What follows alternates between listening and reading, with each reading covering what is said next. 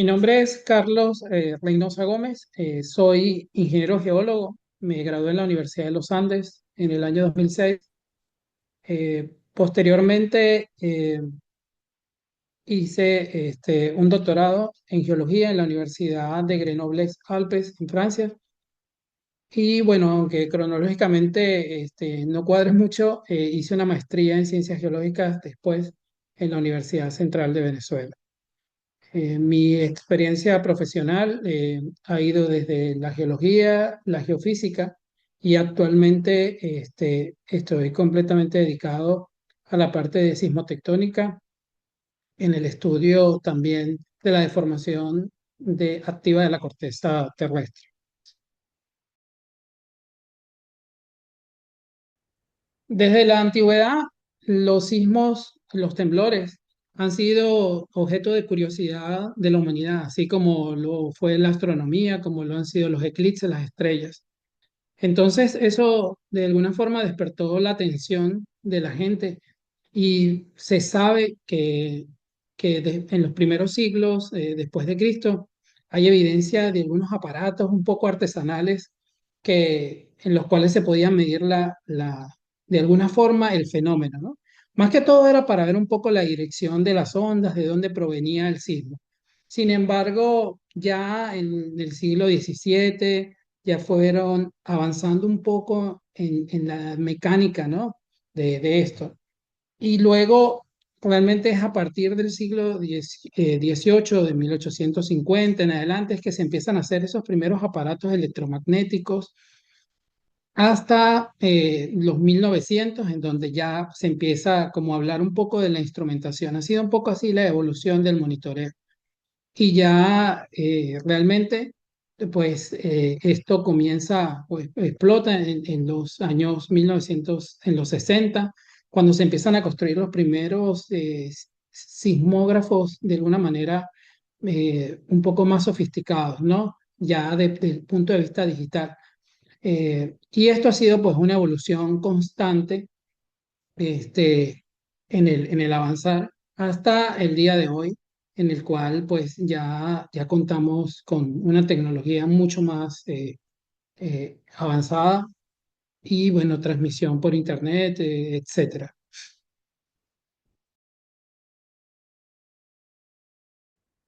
Las redes sismológicas de alguna forma son esta disposición de equipos, de instrumentos que se localizan en una parte de la Tierra. Y cierta, uno define un área y en el caso, pues las redes sismológicas pueden ser de tipo local, pueden ser de tipo nacional, pero también pueden haber redes mundiales. Entonces, ellas mismas, de alguna forma, cuando hablamos de una red sismológica, es precisamente eso, ¿no? La disposición de equipos en un territorio y más que todo, pues la idea es medir pues los fenómenos, ¿no? Como son los sismos, ¿no? Que algunos son de tipo natural, pero algunos también son de tipo antrópico, ¿no? Pueden haber sismicidades inducidas por el humano.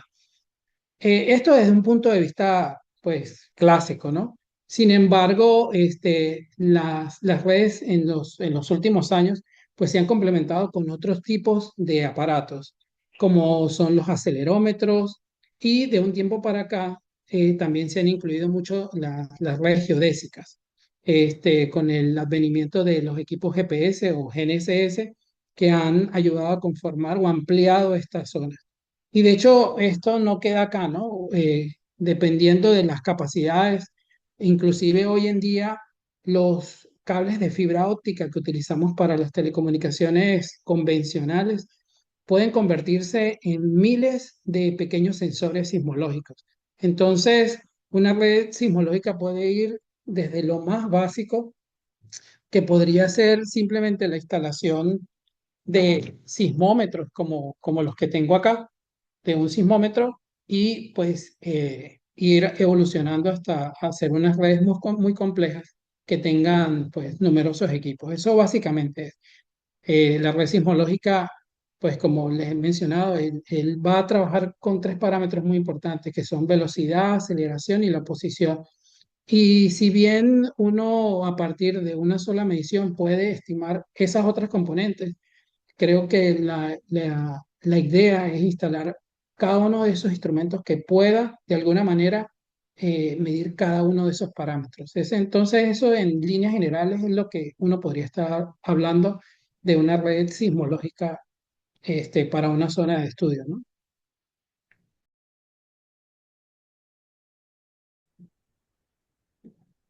Curiosamente, hoy en día las redes sismológicas generan más datos que incluso del que se puede analizar, ¿no? Los datos que llegan acá, que ustedes pueden ver en estas pantallas, están llegando continuamente datos. Muchos de ellos pues son sismogramas que se ven en pantalla, ¿no? Ya esos sismogramas en papel pues ya no se utilizan, sino que uno tiene en pantallas esa información. Esta información básicamente tiene amplitud, frecuencia, tiempo de llegada de esas ondas sísmicas P y S, así como ondas superficiales.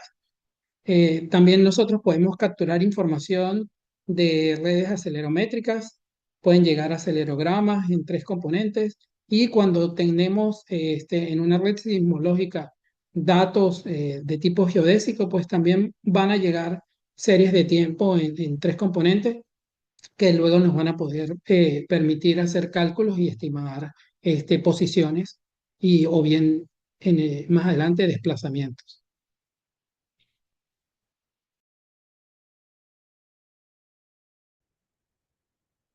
La red sismológica en Venezuela, digamos que ha tenido una evolución desde prácticamente los años 50, ¿no?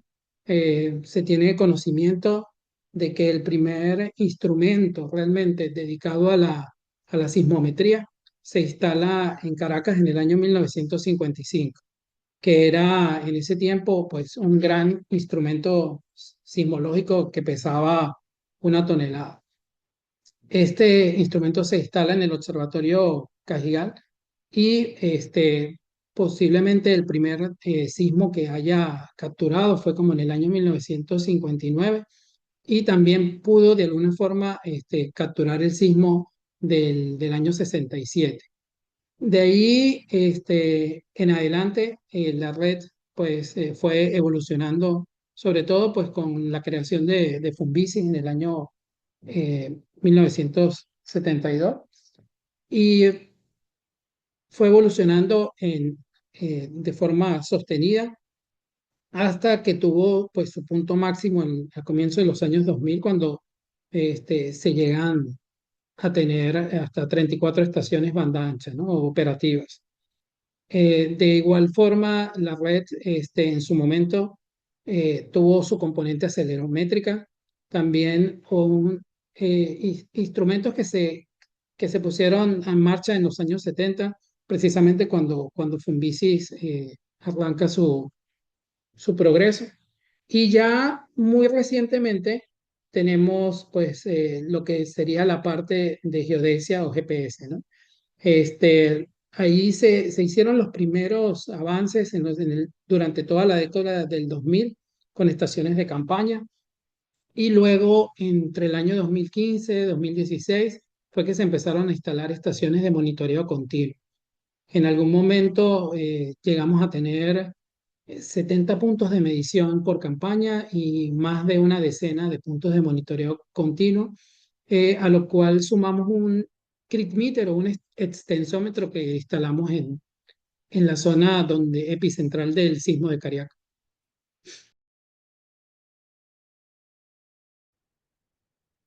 Esta casita, esta casita que tenemos acá es una estación sismológica, un modelo de una estación sismológica.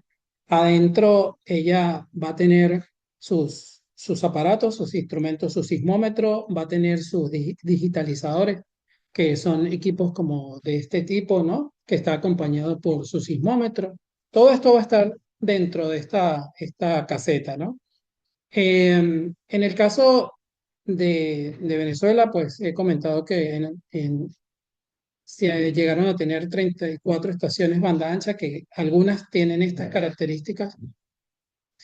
Y lo interesante de contar con una red sismológica en un sismo como el que sucedió, o los sismos que sucedieron el 24 de junio, es que precisamente es a partir de estos instrumentos en los cuales uno puede determinar eh, sobre todo la localización exacta y o aproximada y la magnitud real del evento. Esa es la gran importancia que tienen este tipo de instrumentos.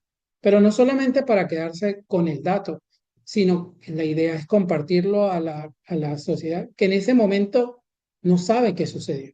Entonces, la importancia de contar con una red sismológica en este tipo de eventos es preciso eso, es poder capturar con la mayor precisión y dar la comunicación a la comunidad en general de qué fue lo que sucedió con datos precisos, de dónde sucedió el evento, longitud, latitud, profundidad y una magnitud lo más aproximado a la realidad, ¿no? Eso de alguna manera le permite, bien sea a la comunidad, asociar a qué falla este, está eh, dirigido este sismo, ¿no?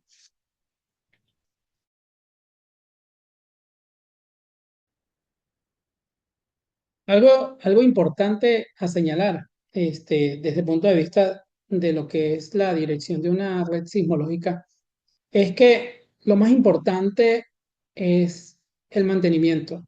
Lo más importante es tener los equipos operativos, pero eso no es tarea fácil.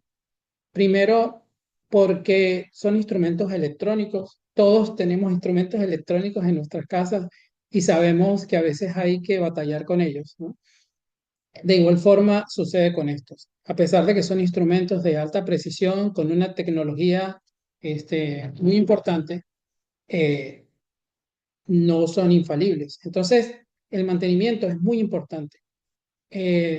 Luego, la inversión que se debe realizar es importante porque para mantener una red sismológica al día se necesita una inversión de muchos y muchos miles de dólares para que esté en óptimas condiciones.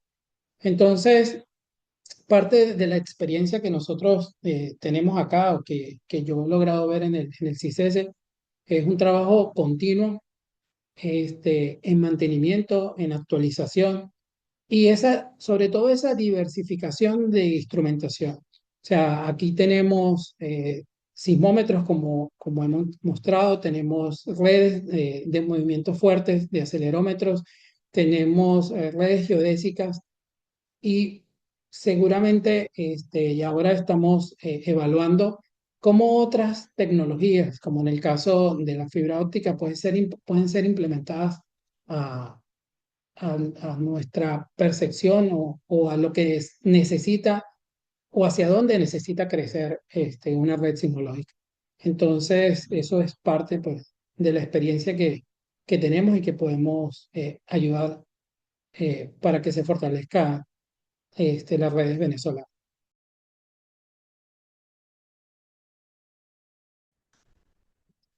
Venezuela, por sus características de un país con grandes capacidades productoras de petróleo, ha sido largamente estudiado durante muchos años, ¿no? La geología realmente aquí como disciplina tiene muchas décadas y eso de alguna forma ha influido en que la caracterización de fallas pues sea del más alto nivel. De hecho, la cantidad de fallas reconocidas es muy alta en comparación a otros países donde hay estudios de este tipo incipientes. En muchos casos, pues es realmente la geología como tal, los estudios geológicos que nos han permitido conocerla. Sin embargo, hay fallas que pues no pueden ser, no se perciben a simple vista. Entonces, hay otros tipos de metodologías como la geofísica que, que nos permiten de modo indirecto ver, conocer este tipo de estructuras.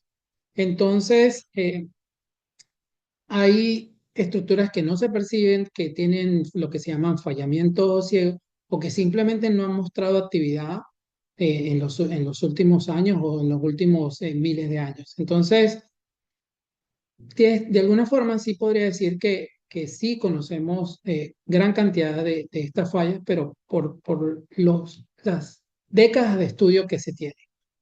Eh, el norte de Venezuela pues está también pues muy bien estudiado también por décadas de estudio, lo cual de alguna forma pues ha permitido estudiar esa interacción que tienen las placas entre ellas y que tienen como límite pues estas tres grandes estructuras que tenemos en Venezuela, la falla de Boconó, la falla de San Sebastián, la falla del Pilar, que se complementan con otras fallas importantes, como es el caso de Ocancón también.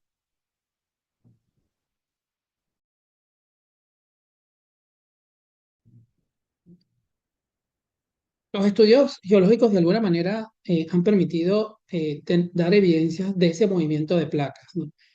Entre en el caso venezolano muy particular, entre las placas de Caribe, del Caribe y de Sudamérica.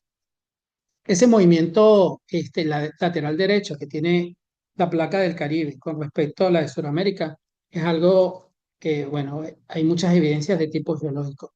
Sin embargo, en los últimos años, con el advenimiento de el GPS o de los GPS diferenciales, nosotros hemos podido estimar con mayor precisión esas tasas, ¿no? Las cuales rondan más o menos en el orden de los 2 centímetros o 20 milímetros. Ese movimiento que tiene la placa Caribe con la Suramérica de 20 milímetros es muy importante porque en el estudio de la corteza terrestre, estas placas, ellas se están moviendo una con respecto a la otra. Pero ese movimiento a 20 kilómetros de profundidad, a 30 kilómetros de profundidad, es un movimiento libre porque en esa parte la corteza se comporta de manera dúctil, no tiene una resistencia al movimiento. Sin embargo, en los primeros 20, 15 kilómetros hasta la parte más somera de la superficie, ese movimiento está completamente trabado o está completamente bloqueado. Es lo que se conoce en un plano de falla como la zona frágil, también es la zona sismogénica y tiene pues una profundidad de bloqueo.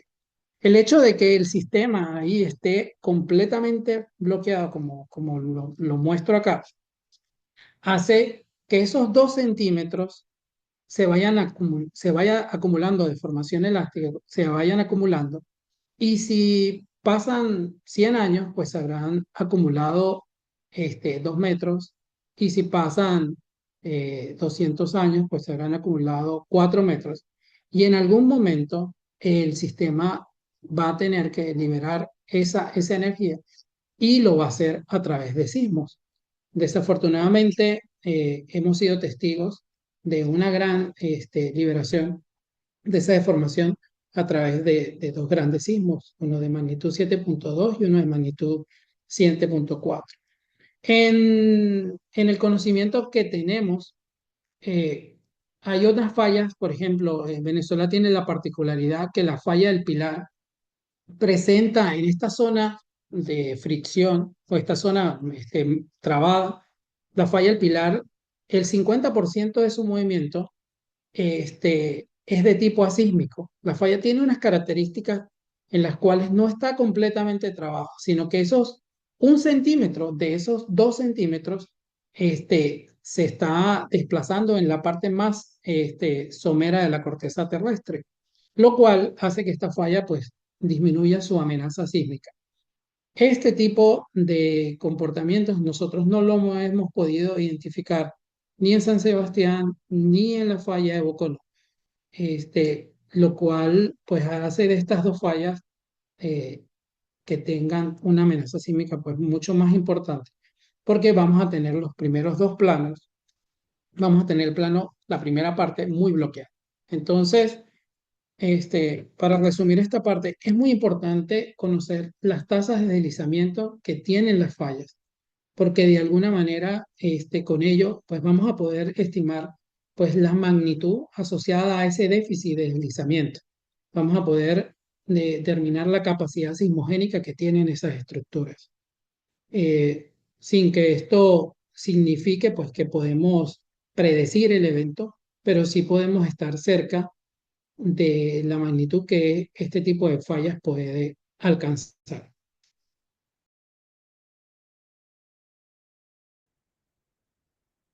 Esta pregunta me gusta porque es una pregunta sobre lo que hemos estado trabajando en los últimos años.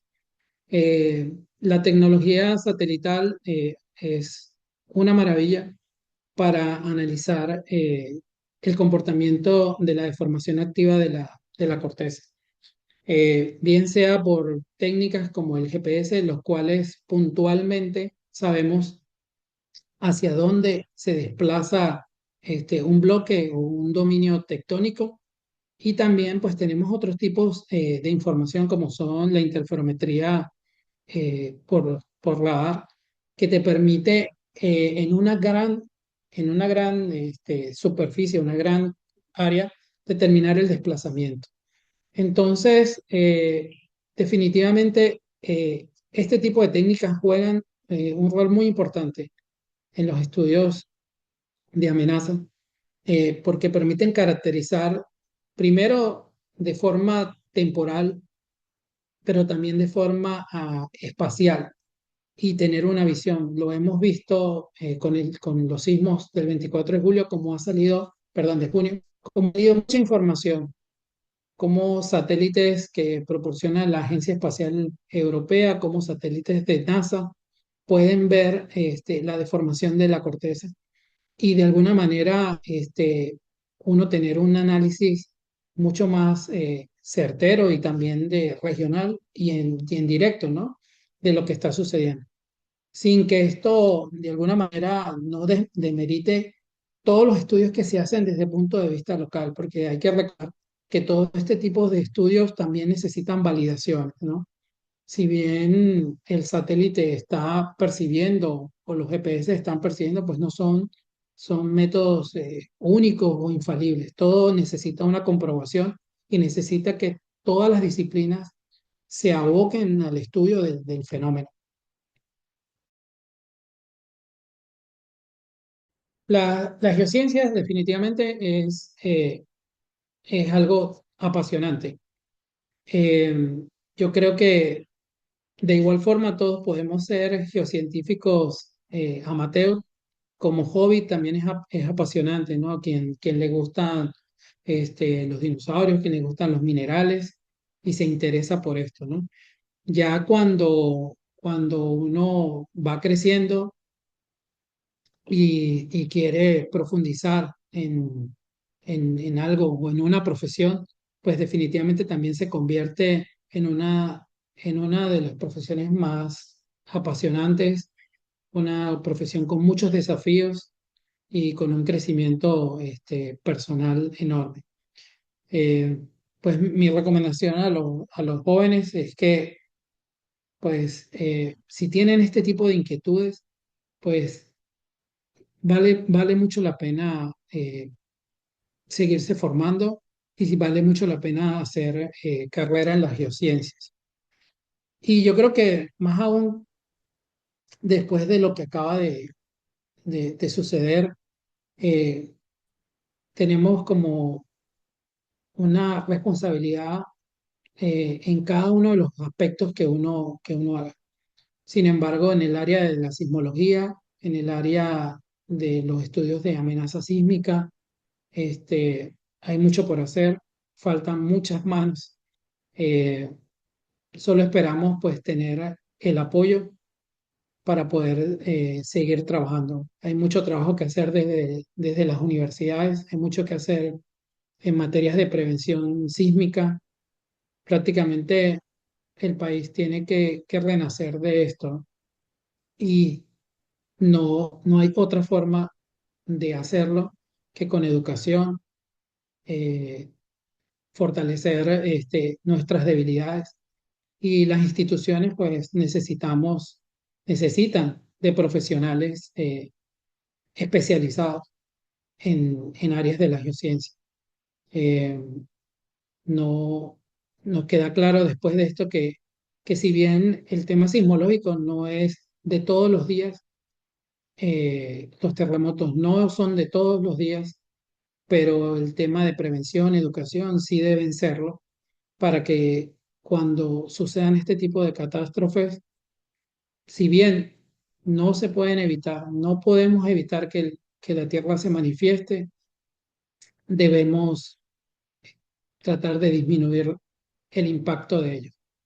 Y creo que la única forma de hacerlo, pues, de nuevo, es con educación, con preparación y que toda, pues, la comunidad, pues, esté de alguna manera anticipada, listo para esto.